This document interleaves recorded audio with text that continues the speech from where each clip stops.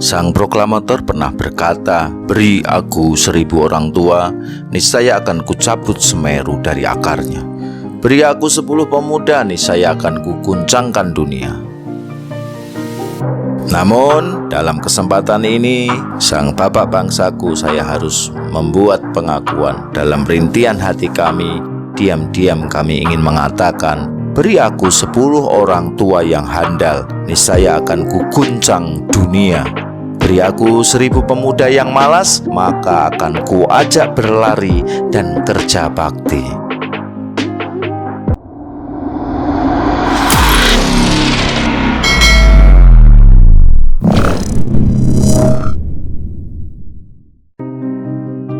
Assalamualaikum warahmatullahi wabarakatuh.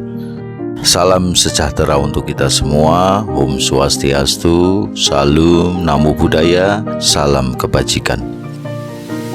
Sang proklamator pernah berkata, "Beri aku 1000 orang tua, niscaya akan kucabut Semeru dari akarnya. Beri aku 10 pemuda, niscaya akan kuguncangkan dunia." Kita sering mendengar kata anak milenial, yang saya sebut junior atau pemuda. Berdasarkan survei kecil-kecilan, kata milenial seringkali mendapatkan stigma negatif dari generasi di atasnya. Saya sebut senior ya. Keluhannya seperti ini. Junior sekarang cenderung pemalas, kurang inisiatif, dan cenderung tidak taat aturan. Saya sebut sakarepe dhewe, kurang komunikatif, ceroboh, dan mudah menyerah. Ups, saya hanya menyampaikan keluhan senior. Maaf ya, sekali lagi maaf. Saya yakin tidak semuanya seperti itu. Sekali lagi, maafkan saya. Ini menjadi perenungan panjang saya dengan ungkapan sang proklamator kita. "Beri aku 10 pemuda, niscaya akan kuguncangkan dunia." Betapa hebatnya anak muda jika 10 saja bisa menguncangkan dunia. Andai kata saya hidup zaman sang proklamator, saya akan bertanya pada beliau, "Pak, apakah panjenengan sudah menemukan atau mendapatkan 10 pemuda tersebut?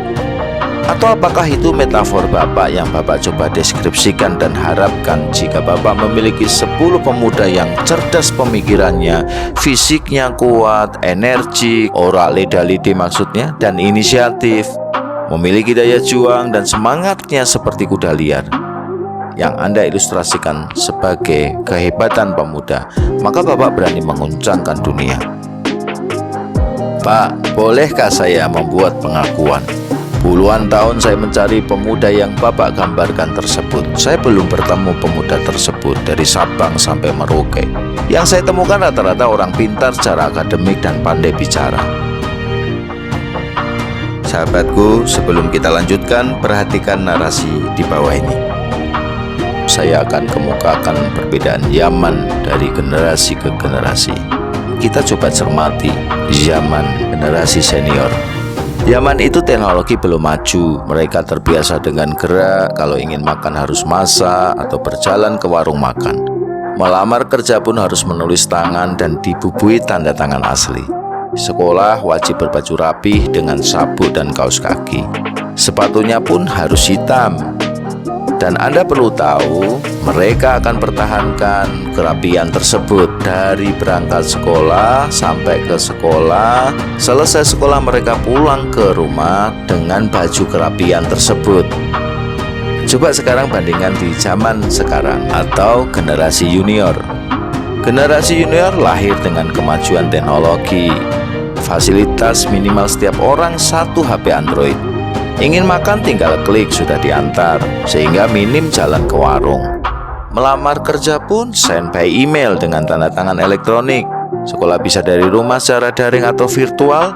Seragam dengan kaos berkah pun sudah oke. Sepatu sesuai tren dan selera. Saya bisa membayangkan begitu mudahnya hidup dengan modal 1 HP Android. Anda pun bisa berbisnis kecil-kecilan. Semua seolah-olah dalam genggaman tangan mereka. Semua bisa terpenuhi dengan cara mudah dan instan. Tapi kita harus ingat, semua fasilitas itu jika harus terpenuhi membutuhkan biaya. Sedangkan biaya bisa didapatkan dengan bekerja, dan bekerja itu harus bergerak. Ironisnya, kebanyakan biaya tersebut masih disuplai oleh senior atau orang tua.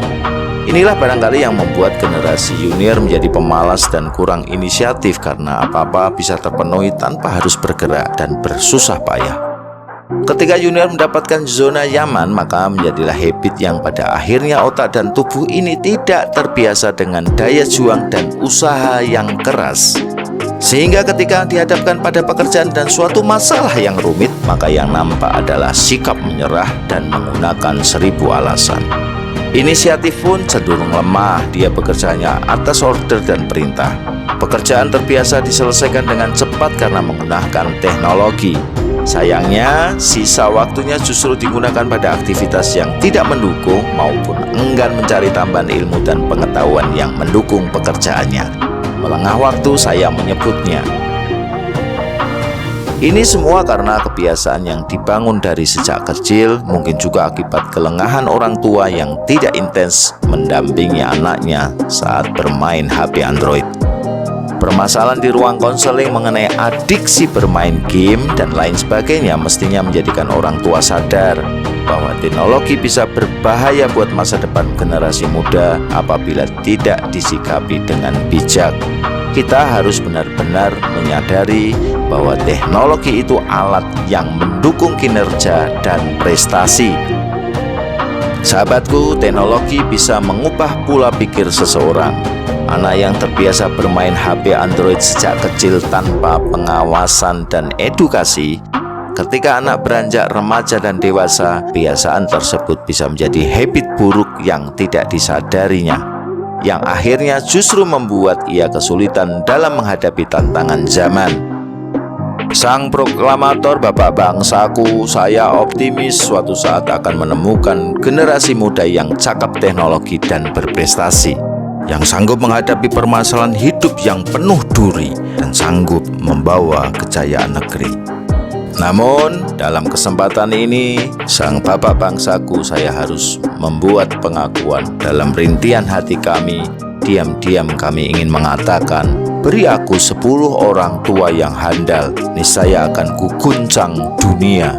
Beri aku 1000 pemuda yang malas, maka akan kuajak berlari dan kerja bakti. Wahai Bapak Bangsaku dan generasi muda, niat kami melakukan edukasi dan motivasi agar generasi ini tidak menjadi gelandangan di negeri sendiri. Pastikan Anda sudah subscribe, setelah itu like and share video ini untuk mendapatkan notifikasi video menarik lainnya. Sukses selalu!